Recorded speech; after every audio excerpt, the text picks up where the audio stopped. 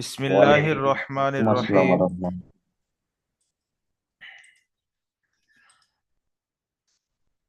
আল্লাহ সুবহানাহু ওয়া তাআলার অশেষ মেহেরবানি যে তিনি আমাদেরকে তানার বানানো এই দুনিয়ায় আমাদেরকে পাঠিয়ে এতদিন পর্যন্ত তানার নেয়ামত ভক্ষণ করার সুযোগ দিয়েছেন। সেজন্য শুকরিয়া শরীফ বলি আলহামদুলিল্লাহ। আল্লাহ সুবহানাহু ওয়া তাআলার দুনিয়া এটা তিনি নিজেই বানিয়েছেন, তিনি নিজেই ধ্বংস করবেন, তিনি নিজেই আমাদেরকে বানিয়েছেন, আমাদেরকে এই দুনিয়াতে পাঠিয়েছেন, আমাদেরকে একটা কাজ দিয়ে পাঠিয়েছেন। আমাদের সকলকে এটা মাথায় রাখা উচিত যে এই দুনিয়াটাও আমার নয়, আমি অন্য কারের বানানো জিনিস। আমার সমস্ত পার্টস পত্র যা কিছু আমার শরীরের মধ্যে চলছে এটা অন্য কারের আয়ত্তে আছে, আমার কাছে নেই। সুতরাং আমাকে সেই অনুযায়ী দুনিয়াতে জীবন যাপন করা। ওই মানুষটার কি অহংকার আসতে পারে যে একজনের গোলাম হয়ে আছে? ওই মানুষটার কি দুনিয়ার মধ্যে জিন্দেগি খুলে আরাম আয়েশ করতে পারে যে অন্যের গোলাম? পারে না। সে তার নিজের এন্তেজারি মতো চলতে পারে না মালিকের হুকুম ছাড়া। মালিক যেদিকে ইশারা করে তাকে সেদিকে চলতে হয়। মালিক যেদিকে তাকে যেতে বলে তাকে সেই দিকে যেতে হয়। মালিক যে খানাটা খেতে বলে তাকে সেই খানা খেতে হয়। তার এখতিয়ারি মতো সে খেতেই পারে না, উঠতে পারে না, বসতে পারে না, চলতে পারে না। যখন দুনিয়ার এটা নিজাম, দুনিয়ার এটা রুলস, তাহলে আমি কিভাবে এই অন্য জনার বানানো দুনিয়ায় অন্য জনার এখতিয়ারে চলনেওয়ালা, অন্য জনার যেরকম ভাবে আমাকে, যে ধাঁচে আমাকে চলতে বলেছে সেই ধাঁচেই আমাকে চলতে হবে? কেন আমি যেখানে পা ফেলছি এই দুনিয়াটা কার? আল্লাহর।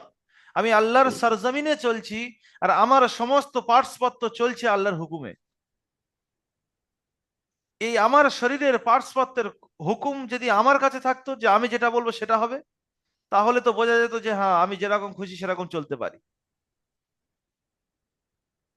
এই দুনিয়ায় পরিষ্কার বোঝা যাচ্ছে যে যারা নিজের এন্তেজারিতে চলছে তারা আল্লাহর সাথে গাদ্দারি করছে। সুতরাং দুনিয়ার কোনো মালিক এই জিনিসটা মেনে নেবে না। দুনিয়ার কোনো বাদশার কাছে যদি আপনি গোলাম থাকেন আর আপনি আপনার এন্তেজারি মতো চলেন, আপনাকে কোনো দিন পর্যন্ত ছাড় দেবে না। যদি বাদশাহ একবার রেগে যায়, আপনাকে ফাঁসি বা কতল করার অর্ডার দিয়ে দেবে। যে ইয়ে আমার ফরমাবার্তা নয়, আমাকে খায় আর আমার খেলাপ চলে, আমার আদেশের খেলাপ চলে।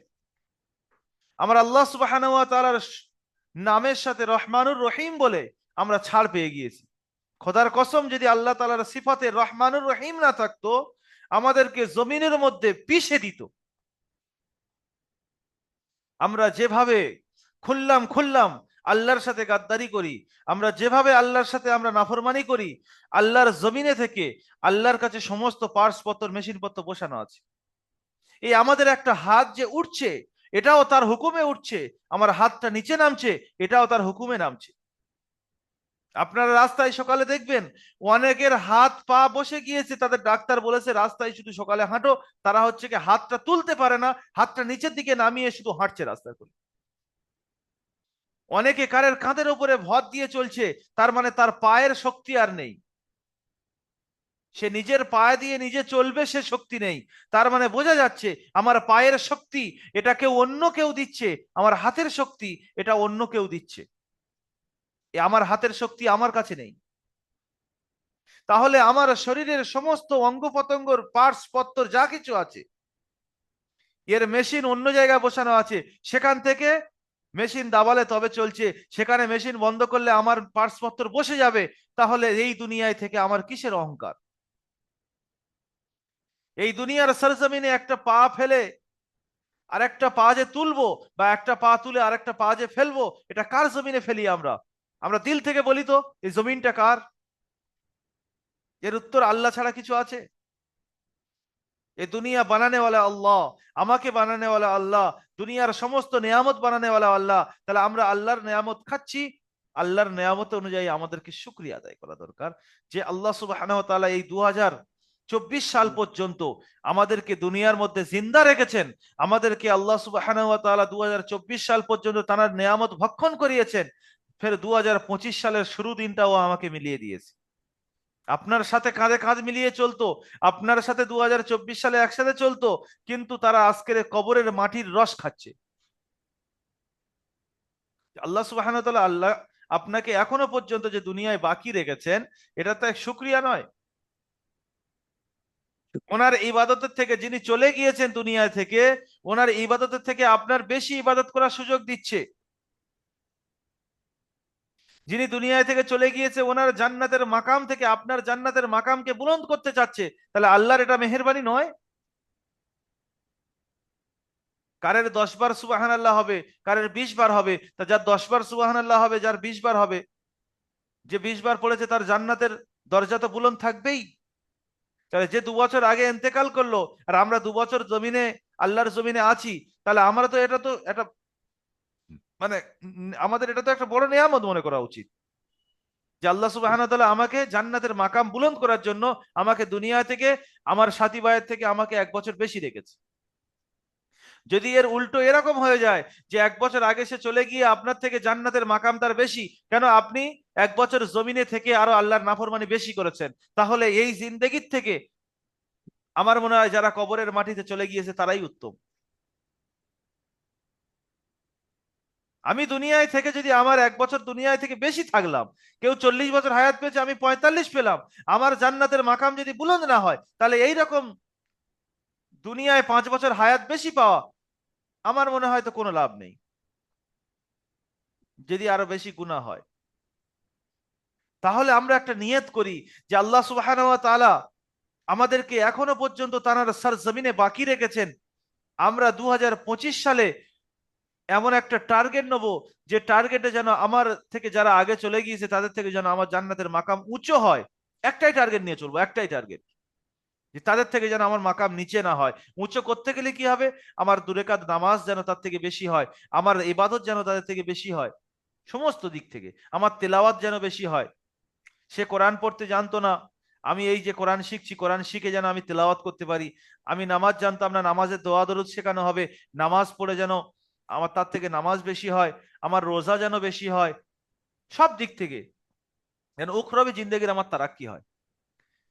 আর যদি শুধু এরকম নিয়ত হয়ে যায় যে 2025 সালটা পেলাম, হ্যাপি নিউ ইয়ার, এবারে আমি চলো বাইকে নিয়ে, গাড়ি নিয়ে, গান বাজনা নিয়ে চলো ঘুরতে যাই, আল্লাহ সুবহানাহু ওয়া তাআলা ওই সমস্ত মানুষদের দেখে আফসোস করতে থাকে, যে সমস্ত মানুষরা কারা, যারা আমার জমিনে খায়, আমার জমিনে চলে, আমার জমিনে সবকিছু করে, তারপরেও আমার নাফরমানি করতে যাচ্ছে। আমি চাইলে এখনই যদি একটা সুইচ দাবিয়ে দিই, এরা সবাই মাটির নিচে সর সর করে চলে যাবে, সর সর করে, কোনো বাঁধবে না কোনো জায়গায়। আরে জানি না, সর সর করে চলে যায়, কোনো জায়গায় বাঁধবে না, তত্তর করে চলে যাবে নিচে। যখন আমরা নাফরমানি করি, আল্লাহর জমিন আল্লাহর কাছে ফরিয়াদ করে, ওগো আল্লাহ, তোমার জমিনে এই সমস্ত বান্দা নাফরমানি করছে, আমি কি একটু ফাঁক হয়ে যাব, এদেরকে নিচে ঢুকিয়ে আর দাবিয়ে নেবো? আল্লাহ বলে না, ওদেরকে একটু ছাড় দাও। সুতরাং আমাদেরকে উচিত কি, 2025 সাল যে আমরা পেয়েছি, আমরা এটা মানে অন্তর দিয়ে শুকরিয়া আদায় করি, যে আলহামদুলিল্লাহ, আল্লাহ সুবহানাহু ওয়া তাআলা আমাদেরকে, আমার অন্য ভাইয়ের থেকে আমাকে হায়াত বেশি দিয়েছে। এর মানে আল্লাহ সুবহানাহু ওয়া তাআলা আমার উপরে রহম করতে চাচ্ছে, যাতে আমার জান্নাতের মাকাম বুলন্দ হয়, যাতে আমার জান্নাতের মাকাম আলা হয়। না হলে ওই জিন্দেগির কি দাম আছে, যে দুনিয়ায় বেশি দিন থাকলেও অথচ জাহান্নামে যাচ্ছে? ওই জিন্দেগির কি দাম আছে? দুনিয়ায় বেশি দিন থাকলো আর জান্নাতে গিয়েও আফসোস করছে যে তোমার থেকে তো আমি 2 বছর বেশি বাঁচলাম, আর তোমার নেয়ামত এত উঁচু, আমার থেকে তোমার এত বেশি জান্নাতের নেয়ামত, কি ব্যাপার? এই আফসোসটা যেন আমি কিয়ামতের দিন না করতে হয়। জান্নাতীও জান্নাতে গিয়েও আফসোস করবে কিয়ামতের দিন, কাদের দেখে? যখন দেখবে আমার থেকে একবার সুবহানাল্লাহ কম, মানে আমার থেকে একবার সুবহানাল্লাহ বেশি হওয়ার কারণে তার জান্নাতের মাকাম এত উঁচু। যদি আমি দুনিয়ায় কত না সময় নষ্ট করেছি, একবার সুবহানাল্লাহ বলে নিতাম, তাহলে আমার জান্নাতের মাকাম কত উঁচু হতো। আজকে দুনিয়াতে যাদের একতলা ঘর বা কুঁড়ে ঘর, তারা বড় বড় উঁচু উঁচু মাকান ওলাদের দেখে আফসোস করে না? করে, অবশ্যই করে। অন্তরে তাদের আফসোস থাকে যে আল্লাহ যদি আমার এরকম দিত কত না ভালো হতো। তো যদি জান্নাতে গিয়ে আমি একটা জান্নাতের ছোট্ট কুঁড়ে ঘরে থাকি, আর আমার আমার মানে অন্যান্য ভাইদের যদি অট্টালিকা থাকে, তো জান্নাতে গিয়েও তো জান্নাতীদের আফসোস হবে। তাহলে আমাকে যেন ওই আফসোস না করতে হয় যে দুনিয়াতে কেন একবার সুবহানাল্লাহ বলিনি, বললে আমার মাকাম এখানে বাড়তো। তাহলে যতক্ষণ আমরা কাজ করব, 2025 সাল আমাদের যেন এই একটা নিয়ত থাকে যে যতক্ষণ আমরা জুবান আমাদের বন্ধ থাকবে, আমরা কোনো কথা বলছি না, আমাদের অন্তরে যেন জিকির থাকে। যতক্ষণ আমরা সময় পাবো যেন আল্লাহর নাফরমানি না হয়, আল্লাহর ইবাদত যেন হয়। আমরা কর্মব্যস্ততার মানুষ, আমরা বাইরে বিদেশে পড়ে আছি, কাজ কাম করছি। মানিটা, পয়সাটা কিন্তু ডাজন্ট ম্যাটার। পয়সাটা যেটা আল্লাহ আপনার নসিবে রেখেছে না, আপনি হুগলি থাকেন আর কলকাতায় থাকেন, বিদেশে থাকেন, যেখানে থাকেন অটোমেটিক আসবে।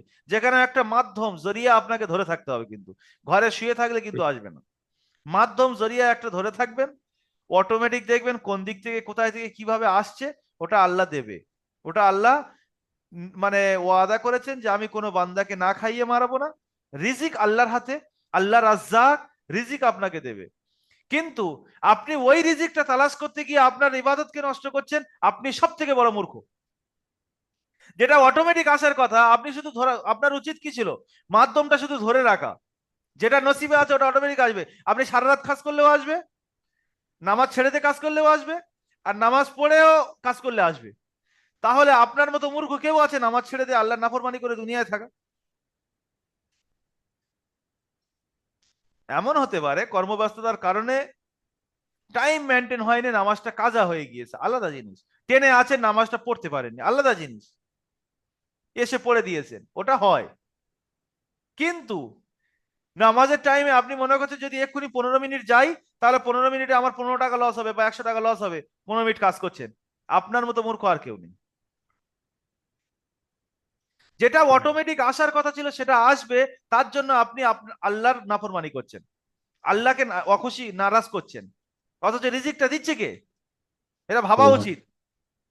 কেউ কোনোদিন কোম্পানির যে মালিক হয়, কোম্পানির কাজ কান্নেওয়ালার চায় যে আমি এই কোম্পানির কাজ করবো, আর এই কোম্পানির মালিকের আমি হচ্ছে গিয়ে অস্বীকার করে চলবো, যাতে কোম্পানির মালিক আমার যেন ভালো না বাসে। সবাই চায় যে আমি কোম্পানির মালিকের কাছে আমার মাকান যেন উঁচু হয়, আমি কি কাজ করলে যেন উনি খুশি হয়, আমারও যেন খুশি থাকে। সবাই চাইতো এটা। কেউ চায় যে আমার কোম্পানির মালিক হচ্ছে গিয়ে আমার উপরে নারাজ থাক? কেউ চাই না আমরা। তার সামনে আরো দেখিয়ে দেখিয়ে কোনো এমন একটা কাজ করি কোম্পানির, যাতে কোম্পানির মালিক আমার উপরে খুশি হয়ে যায়। সে আমার মাইনে বাড়াক আর নাই বাড়াক, যেন কোম্পানির মালিক আমার উপর খুশি থাকে। আর আমরা কি করি?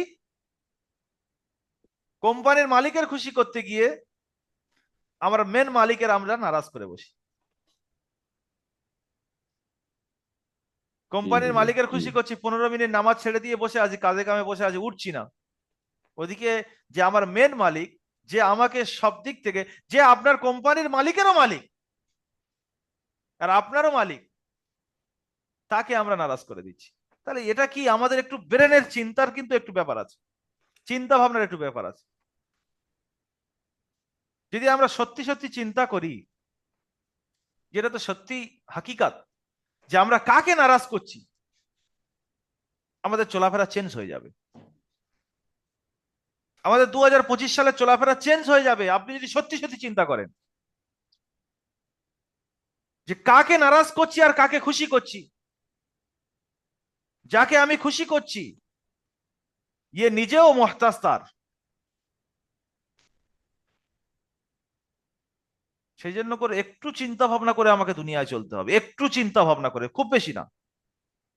এখানে কোনো রকেট সায়েন্স নেই, কি অনেক কিছু চিন্তা করতে হবে, একটু চিন্তা করে চলতে হবে। আমি খাচ্ছি কার, আছি কোথায়, যাব কোথায়, আমাকে পাঠিয়েছে কে, কিসের জন্য পাঠিয়েছে, আমার যে কাজটা দিয়ে পাঠিয়েছে আমি কাজটা কতটুকু আদায় করছি। যদি আমি ঠিকঠাক থাকি আলহামদুলিল্লাহ, অন্তর দেখবেন খুশি থাকবে। আর যদি এই সমস্ত প্রশ্নের উত্তর আপনার কাছে হচ্ছে কে,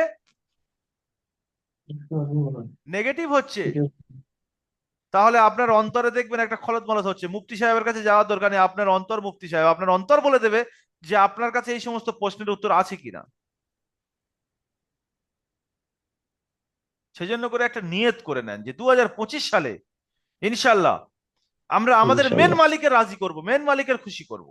2025 সালে যেন আমার মালিক আমার উপরে 2024 সালে যতটুকু ভুল ভ্রান্তি করেছি, যে নারাজগি আছে, 2025 সালে আমার মেন মালিকের আমি রাজি খুশি করেই ছাড়বো। কোনো এমন কাজ করব না যে কাজটার দ্বারা আমার মেন মালিক নারাজ হবে। যতটুকু সময় পাবো কর্মব্যস্ততার মধ্যে দিয়ে আমার শেষ কপালটা সেজদায় গিয়ে আল্লাহর মানে আল্লাহকে খুশি করব। কপালটা মাটিতে লটিয়ে দিয়ে আল্লাহকে, আল্লাহর কাছে পুরো ঝুঁকিয়ে দিয়ে আল্লাহকে রাজি খুশি করব। যতটুকু সময় পাবো, যতটুকু সময় পাবো রমজানে রোজা রাখবো, যতটুকু সময় পাবো নামাজ পড়বো, যতটুকু সময় পাবো তানার ইলম শিক্ষা করব। তানার ইলম হলো কোরআন, কোরআনের শিক্ষা করব। যতটুকু সময় পাবো বিবি বাচ্চাদের কাছে তাদেরকে দিনই শিক্ষা দেবো। এই সমস্ত নেক কাজের মধ্যে আমার কাজ করছি, এখন কারোর সাথে কথা বলছি তো এখান থেকে জিকির করা সম্ভব নয়, কিন্তু আমি আমার মুখ বন্ধ রেখেছি, রাস্তায় চলাফেরা করছি, বসে আছি, খালি সময়টুকু অন্তর দিয়ে, মুখ থেকে বলতে হয় না, অন্তর দিয়ে আল্লাহ আল্লাহ আল্লাহ আল্লাহ করা যায়। এই সময় মানে এই যে আমি চুপচাপ বসে আছি চোখ বন্ধ করেও অন্তরে আল্লাহ আল্লাহ আল্লাহ আল্লাহ করা যায় অন্তর দিয়ে। তো যতটুকু খালি সময় বসে থাকবো জিকির আজগারের মধ্যে সময় লাগাবো। আজকের 2025 সালের ইনশাল্লাহ। শুরু বলে আমরা মানে আমরা দেখছি, এই রাস্তা দিয়ে এলাম, অফিসে আসার আগে দেখলাম সবাই একটা ব্যস্ত, কারের রুখ কোনো দিকে, কারের রুখ কোনো দিকে, সব বানিয়ে রেখেছে। অথচ এইটা যদি মাথায় একটু চিন্তা করতো যে আমার রুখটা যে আজকের অমুক জায়গায় যাচ্ছি, গাড়িতে গান বাজনা আছে, আমরা যে একটা ইয়ং স্টাফ এই যে গ্রুপ বেরিয়েছি, এই চলাটা কি আমাদের আল্লাহ রাজি হবে? যদি একটাই চিন্তা কেউ একটা করতো আমার আল্লাহ কি রাজি হবে এই হরকত দ্বারা, আমার মনে হয় ওই কাজ থেকে বিরত থাকতো। এই চিন্তাটুকুও মাথায় করে না যে আমার এই কাজটা করলে আল্লাহ রাজি হবে না খুশি হবে। তাহলে আপনি সকাল থেকে নিয়ে সন্ধ্যা পর্যন্ত একটা চিন্তা করে কাজ করবেন, যে কাজে হাত দেবেন সেই কাজের চিন্তা একটা করে নেবেন, এই কাজটা করলে আল্লাহ রাজি হবে না নারাজ হবে। যদি মনে হয় না রাজি হবে, কোনো মুফতি সাহেবের কাছে যাওয়ার দরকার নেই, আপনার অন্তর আপনাকে বলে দেবে যে আল্লাহ খুশি হবে, তাহলে কাজটা করেন। আর যদি মনে হয় না এই কাজটা করলে আল্লাহ নারাজ হবে, তাহলে কাজটা ছেড়ে দেন, আল্লাহর জন্য ছেড়ে দেন। আল্লাহ বলে যদি কোনো বান্দা আমার জন্য, আমাকে রাজি খুশি করার জন্য কোনো নারাজগি কাজ ছেড়ে দেয়, আমি ওই বান্দার হয়ে যাই। সে আমার দিকে এক হাত এলো তো আমি তার দিকে দৌড়ে যাব, কোলে টেনে নেবো। সেই জন্য সবাই ইনশাল্লাহ 2025 সালের যে কোনো আল্লাহ। কাজ করব, তো ইনশাল্লাহ এই নিয়ত করব যে এই কাজটা থেকে আল্লাহ যাতে রাজি খুশি হয়, এই কাজটা যদি আল্লাহ নারাজ হয় তাহলে বিরত থাকবো, থাকবো ইনশাল্লাহ। আল্লাহ। ইনশাল্লাহ। ইনশাআল্লাহ। ইনশাআল্লাহ। আল্লাহ সুবহানাহু ওয়া তাআলা আমাদেরকে আমল করার তৌফিক দান করুন, প্রতিটা কাজ দেখে দেখে করা আমাদের তৌফিক দান করুক, যে এই কাজটা আল্লাহ রাজি হবে না নারাজ হবে, এই কাজটা আল্লাহ রাজি হবে না নারাজ হবে। যদি আল্লাহ রেজামন্দি থাকে সেই কাজটার দিকে ঝাঁপিয়ে পড়বো, আর যদি সেটা আল্লাহর নারাজগি হয় তাহলে সে কাজে যাব না।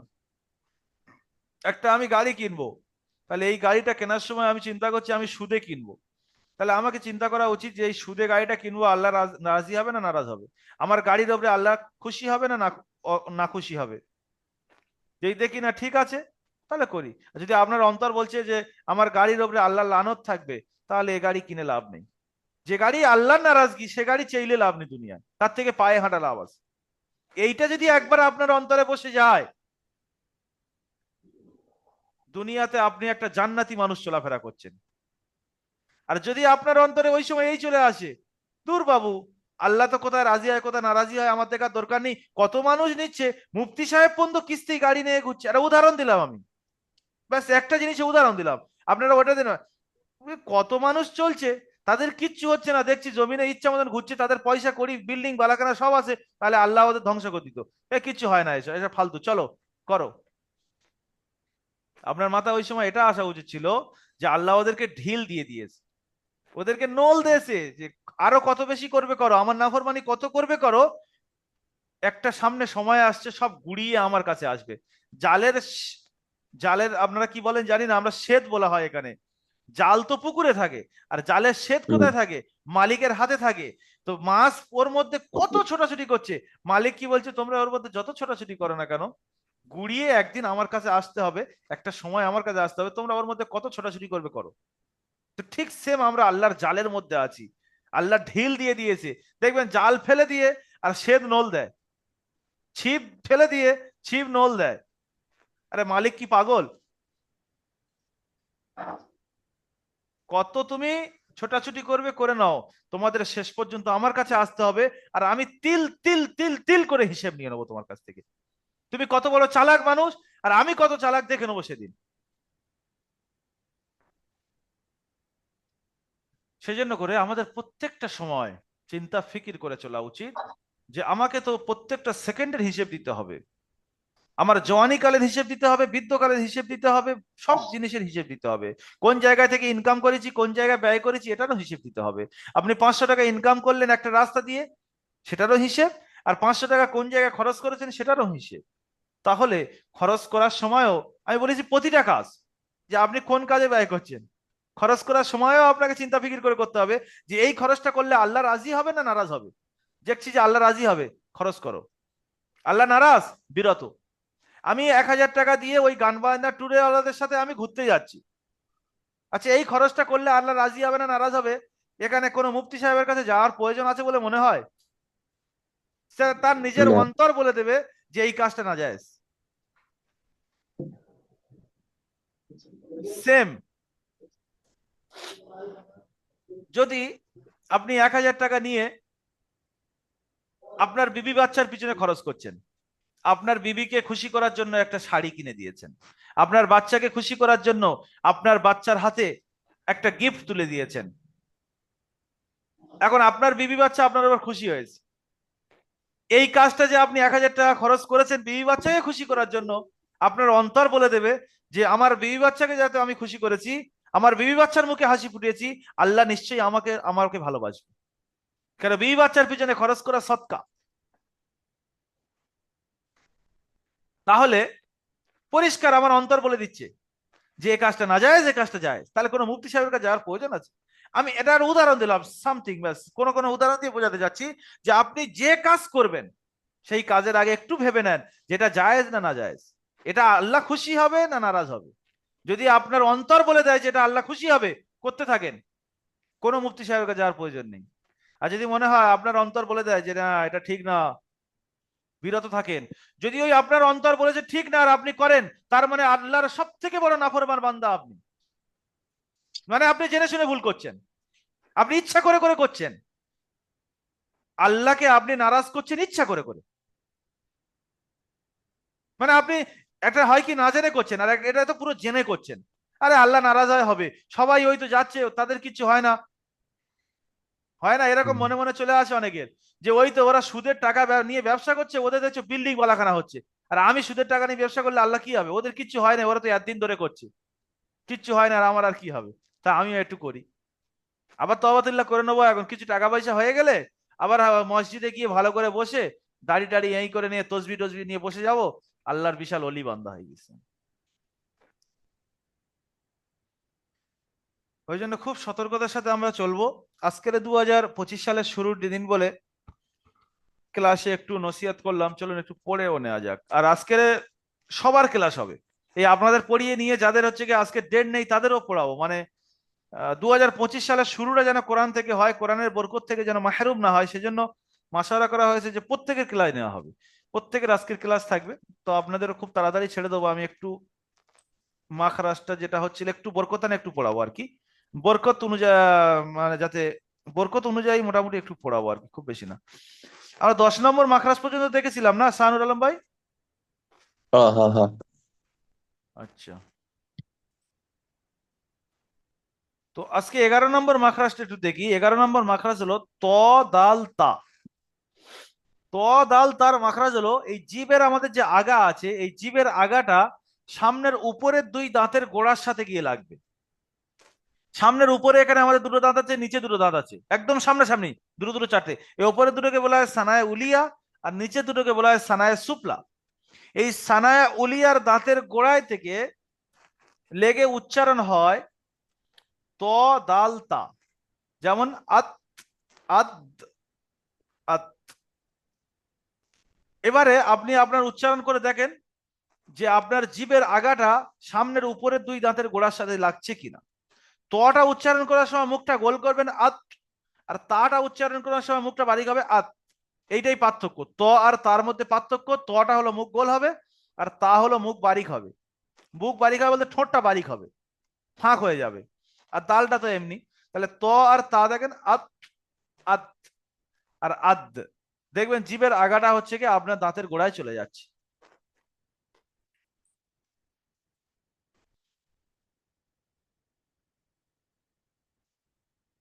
আচ্ছা, আমার সাথে সাথে সবাই পড়েন আউযু বিল্লাহি মিনাশ শাইতানির রাজিম, বিসমিল্লাহির রহমানির রহিম,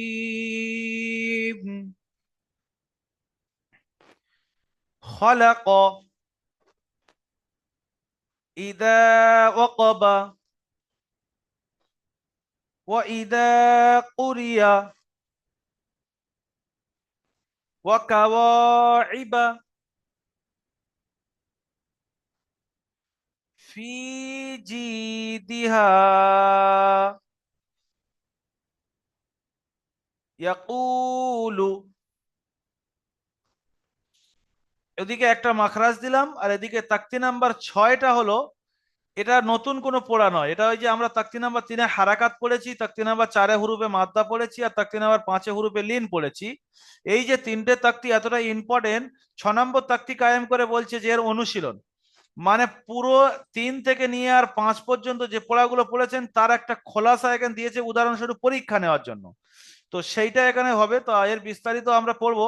এই 2 লাইন সবাই বানান ইজরা করে আর পড়ে নেবেন। এই খলাকাটা একটা ভয়েস করবেন, ইদা ওয়াকাবা, ওয়াইদা কুরিয়া আর একটা ভয়েস, ওয়াকাওয়াইবা একটা ভয়েস, ফি জিদিহা একটা ভয়েস, ইয়াকুলু একটা ভয়েস। এই কটা ভয়েসে সবাই পড়াটা শুনিয়ে দেবেন।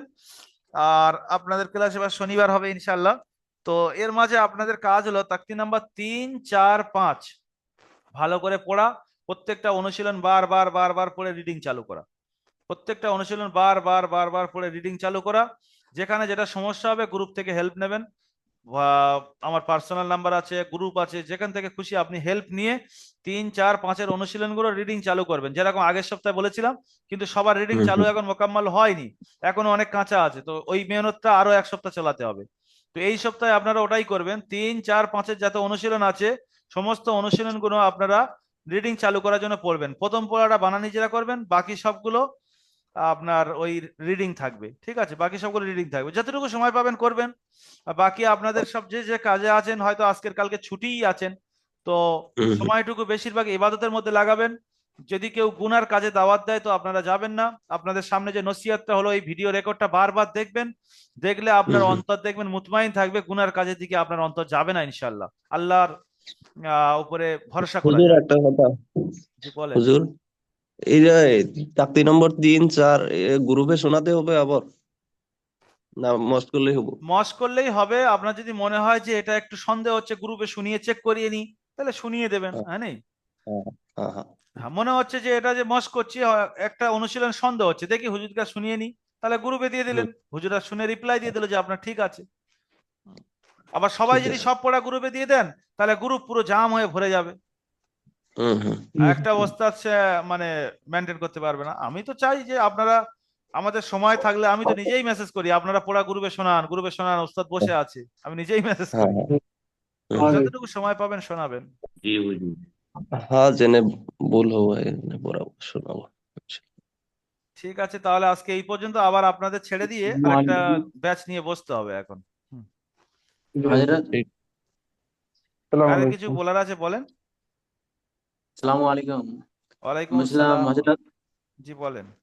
আজ- আজকে যে পড়াটা দিলেন ওটা কি প্রথমটা ইজরা করবো না প্রতিটি ইজরা ইজরা করে পড়তে হবে? প্রত্যেকটা পড়া বানান ইজরা করবেন। এটা তো 2 লাইন পড়া দিলাম, ভালো 2 লাইন পড়া দিলাম, প্রত্যেকটা পড়া বানান ইজরা করবেন। ঠিক আছে। 6টা পড়া আছে মনে হচ্ছে, 6টা পড়া 6টা ভয়েস করে শুনিয়ে দেবেন। খলাকা ইদা ওয়াকাবা ওয়াইদা কুরিয়া ওয়াকাওয়া ইবা আর ইয়াকুলু, আর একটা কি আছে, ফিজি দিহা আছে মনে হচ্ছে। এই 6টা পড়া 6টা অনুশীলন করে দেবেন। ঠিক আছে। ঠিক আছে, আসসালামু আলাইকুম ওয়া রাহমাতুল্লাহি ওয়া বারাকাতুহু। ওয়ালাইকুম আসসালাম। ওয়ালাইকুম আসসালাম রহমতুল্লাহি ওয়া বারাকাতুহু।